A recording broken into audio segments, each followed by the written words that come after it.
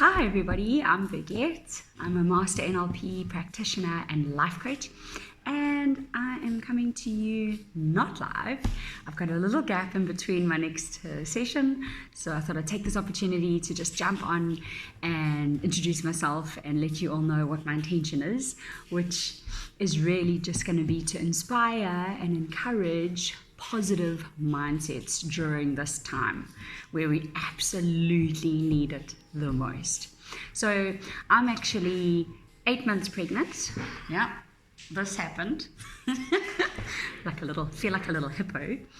And obviously, these are such uncertain times that the reality is that I'm due on the 11th of May. So let's cross fingers and toes that lockdown is actually done by then and we're all good to go. But at this stage, what I do know is that your husband can be there for the birth of your baby and can stay for 1 hour after that. I'm going to be having a C-section, so I'll be there for 3 days. And luckily, how amazing is it that we have got the blessings of having this kind of communication where I can do video calls, I'll be able to show my little baby, my husband can check in, so there's so many positives. There's always positives to be found, and it all just depends on what our focus is, right? I could be choosing to rock back and forth, sucking my thumb in the shower, freaking out, about this whole situation, but actually we've always got choices, and it really does come down to that. Every single day we wake up with unlimited potential to choose whatever thoughts we want, and it all comes down to our focus. What are we focusing on? A very wise woman once told me, she said, we can live in heaven or hell. It's a state of mind. They both require the equal amount of effort, but where's your focus? And essentially, we can be our own worst enemies, as we all know, or we can actually do ourselves a favor, get out of our own way, and start actually creating opportunities where we can start seeing the good that can come out of a not so great situation. So for me, I've always said this, and I maintain it every single day: adversity exists to initiate us into greatness, because it really does pull out something greater in us, doesn't it? We have a choice, So, like I said, stay stuck in fear and panic and worry and all the what ifs, or actually just embrace it and figure out what opportunities, what can I do with this time that I've got on my hands? What can I make, And I've seen some really inspiring and positive stuff going on this Africa lockdown group, which is fantastic. And that's why I'm so honored to be part of this. And I think that it's really, really crucial that we're all just there to support each other in these times. So here's what I want to tell you about a little bit about our mind, because it just helps us understand why our minds are maybe doing what they sometimes can do, for those of you who are not feeling maybe so optimistic or so positive. So we've got to remember that we're dealing with a 2 million year old brain, okay? And 2 million years ago, there were grizzly bears and saber-toothed tigers roaming around the world. And so our brain's job is to keep us alive, okay? It's not to make us happy. That is your job. That's an inside job. It's our job to make us happy. The highest prime directive of our unconscious mind is to keep us alive. It's to preserve and protect the body. So 2 million years ago, it would be on the lookout for any fear or danger. Is there anything that we should be worrying about? Anything we need to be on the lookout for? And so the mind essentially gets trained to do that. Now here's the problem, right? Fast forward to 2 million years. We do not have grizzly bears and saber-toothed tigers roaming planet. And yet, if we stay stuck and focused on finding all the negatives or finding all the problems or the worries, then obviously we're going to start creating similar emotional responses in the body. And then that is going to have a profoundly huge impact on our very experience of life. So you've probably heard a lot about this whole conscious mind versus the unconscious mind, and I think it's wonderful because there's a lot of us NLP practitioners out there now, and we need as many as we can on the ground, especially in these times. So you may hear things that you possibly have already heard, or maybe you may well hear from some of the coaches. And that's fantastic because the unconscious mind actually learns by repetition. That's how we install new habits, right? Repeat, repeat, repeat. It's like learning your timetables. 2 times 2 is 4. And it's the more we do it, the more you hear it, the more firmly entrenched it becomes. And then it starts just taking shape and it starts running automatically on autopilot in the background. Okay. So this conscious mind and this unconscious mind, what can I tell you about them? The mind that we are using, that we are consciously aware of, makes up for a whopping 3%. 3%. This is the part of our mind that we're using to make decisions and choices every single day. Okay, it's our rational, analytical, logical thinking. And it's responsible actually for so much less than we think. Because what lies beneath, okay, if you think of your mind like the iceberg, what lies beneath, that which we can't see, okay, is called you've got the subconscious mind because it's just sub of that, of the conscious mind. But even deeper than that is the unconscious mind. And in NLP, neuro-linguistic programming, where we're understanding the language of the mind, we're learning about it, we refer to it as the unconscious, okay? So it's just that which we are not consciously aware of, okay? And that makes up for 97% of our powerful mind. And it's where all of our emotions and all of our memories are stored, okay? Now, if we have been one of those people who kind of tend to get stuck in the negative thinking or the negative ways of the past experiences that we've had, because nothing in life has meaning until we give it a meaning. Something happens, we attach a meaning to it. And if it's been a negative experience, then oftentimes, we can sit there and really feel that experience as if it was now. And the reason is because your unconscious mind also does not know the difference between reality and between imagination. It only knows what you tell it. So that's why we can think about a memory from 10 or 20 years ago, and it's so sad that it can actually make you cry. And that, it's twofold. Is because first you think something, then it releases neural peptides into the body, into the cells. They've got all of these little receptors, and then they come and dock on these little receptor sites, and now it creates and produces a feeling, okay? So you think it first, then you feel it.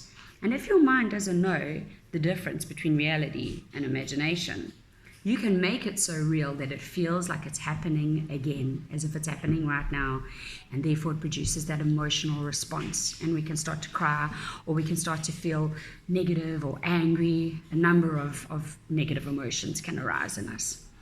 But the beautiful thing is that in the same way that we have the ability to do that, imagine how powerful it is when you have the ability to disconnect from the negatives and connect into the future positives.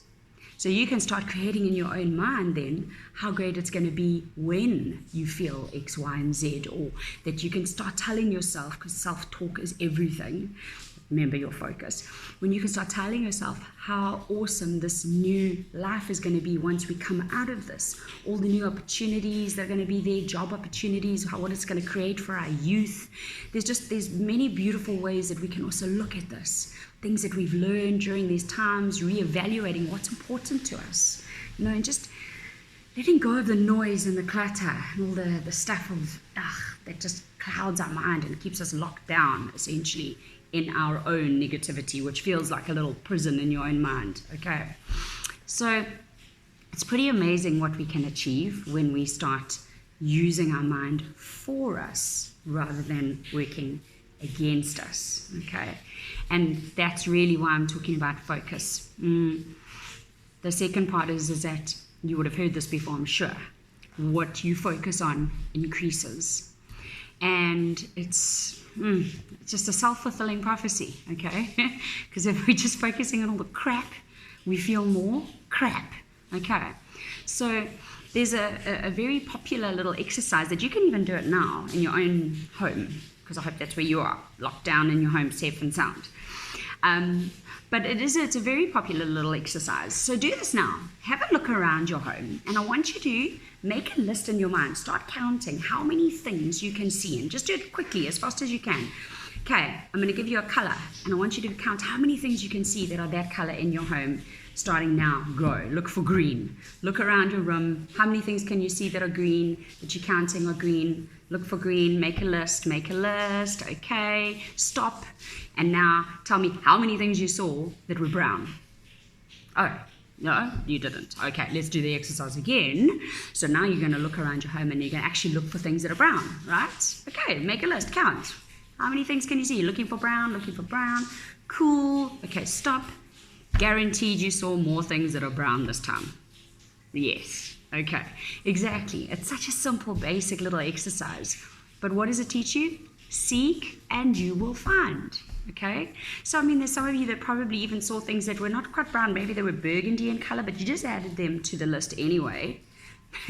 Because your mind wants to support you, okay? It wants to obey you. Your mind is a splendid, magnificent obeyer of whatever you tell it. It believes to be true.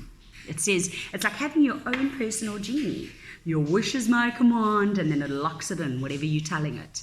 So if you wake up saying, this is so crap, I'm having a shitty day, blah, blah, blah, I don't feel good, da-da-da-da, what's going to, then that's exactly what the mind is going to listen to and obey, and it's going to try and find that for you to match that from the outside world.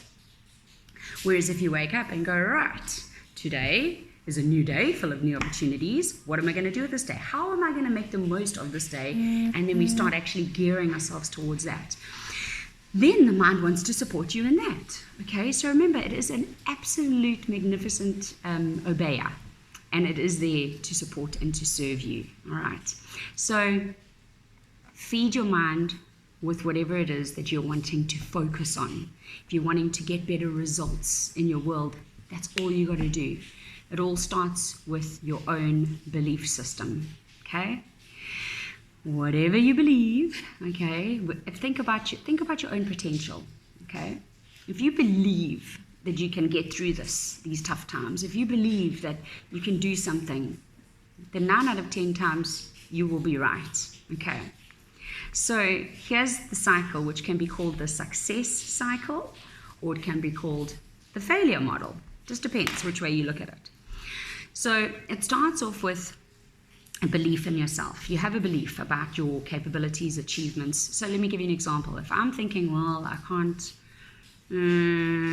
probably can't really do this online video stuff very well. No, actually, I'm really embarrassed and I think this kind of sucks. It's really daunting. I don't know if I can do it. Then how much potential am I going to actually tap into of mine? Okay, probably little to none, right? And as I tap into little or no potential, how much action am I going to take? It's quite obvious, little or none, all right? Or small action. And then when you take small action, you get small results.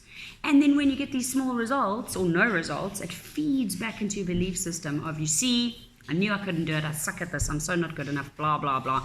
And you start feeding yourself all this negative self-talk again, which is not serving you at all. So we got to start by cleaning up and improving what we believe about ourselves. Our belief system is everything. We've heard the saying, whether you think you can or you think you can't, you'll always be right. It's true, because the mind believes you.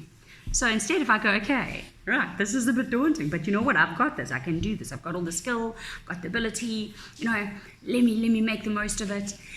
Then how much potential do I tap into? I actually do tap into it, and I go, right, I can do this. So I take action, okay? And when you take big action, you generally get big results. And then once you're getting these results, you're like, whoa, hang on a second, and it feeds back into your belief system of, I can do this, okay? So you see, and then that just strengthens, and then you start getting yourself into a positive onwards and upwards cycle, which is a success model, rather than the opposite downward spiral, okay, which many of us have been on. That's okay. Everything exists with purpose, okay? So when you're on the downswing, everything exists with purpose, and it's there to teach you something. What do you need to know about yourself? What can you learn from this? And then you can flip it just by starting with your mind itself. And I always think that that's the most phenomenal thing, because you're not waiting for anyone else, or you don't have to rely on anything outside of you to determine how you feel inside of you. And that's powerful stuff, right? It's all up to you. You've got everything that you need. We've got all the resources that we need inside of us already. And one of the beautiful principles of NLP is that there is no unresourceful people. There's only unresourceful states of mind. and that can be changed. So again, I tell you that your powerful mind, okay, its job is there to keep you alive and to protect you, but it is your job to make you happy, okay? That happiness is an inside job. If you were to go around dishing out your key, if you were to get a key to happiness and you say, yeah, you put this in your pocket, I don't need it, you decide. Because when we rely on other people to make us happy, that's essentially what we're doing, right? Or when this changes, then I'll be happy. Or when the government, or when the environment, or when something outside of us changes, then I'm going to feel good inside of me. And that is risky business. Because how much control do you have over things outside of you in the outside world? We call it outer game. How much control? What percentage? 0. Okay? Now you think about inner world. How much control do you have over that? What percentage? 100. Every single time. It just is with you, and that is a wonderful thing. Because then if something's preventing you from feeling good, or something's stopping you from achieving what you want, you know the answer, and it's always coming down to self. We need to move out of our own way so that we can actually start going with our flow, okay? And going with your flow is like, if you can imagine, like we've all got this little invisible stream, this little flow of energy that we're sitting in. You can be in your boat if you like, or whatever. So you're in your own little flow, and when you're going with your flow, then you've got access to all the positive emotions that life has got to offer you. Happiness, or joy, or excitement even, whatever it might be, okay? When something happens that pulls us outside of our flow, it's a negative emotion, and we go runk, pulls us out of our flow, but it's there with purpose, and it's our job to go, okay, why do you exist? What is it here that I need to learn? Because life is full of lessons, right? Okay, there's lessons in everything when you stop and start paying attention. So we say, what do I need to learn about myself here? And then we get that learning, and that allows us to actually go back into our flow. The unconscious mind then works to support us so that it releases this negative emotion, can let it go. You've got the positive learnings, and now keep going back inside of your flow. So there's obviously many beautiful techniques that we apply in our coaching sessions, now online coaching sessions. And as I said, there's hundreds of us out there, which is fantastic. So find somebody that resonates with you, that you feel like, cool, this is someone I can maybe work with. Do the free info session with them. We all offer it. You can go to my website if you like. It's beyondvisiblebelief.com. And there's a little form you can fill out there if you would like to reach out, and let's get in touch and have a chat, have the free session. I'm here to assist you and to help you and to guide you, because this does not have to be the end. It doesn't have to be in your own mind this like terrifying end of the line. It's not, guys. There are huge opportunities, and it always sounds so cheesy, but it really is. It's about whether we are gonna thrive in this time or just survive. And the choice is yours. And that's a wonderful thing. So remember it. It's amazing that it just sits with you. You're not relying on anybody else for anything else. You've got all the power. Every morning you wake up with unlimited potential to choose your thoughts. Nobody says, okay, here you go, Birgit. Here's your list of all the negative crap you need to think of for the day. Put that in your mind and see how you feel. It doesn't work that way. It's all up to us. We choose every single day. So if you'd like to make better choices, and if you'd like to get yourself to a better feeling space so that you can really just start thriving in these times, then please reach out and get in touch. Birgit Jarlett, here to help you and keep you happy. Well, not me keep you happy, me help you stay happy, because it's all inside of you. The key to happiness is in your pocket. All right.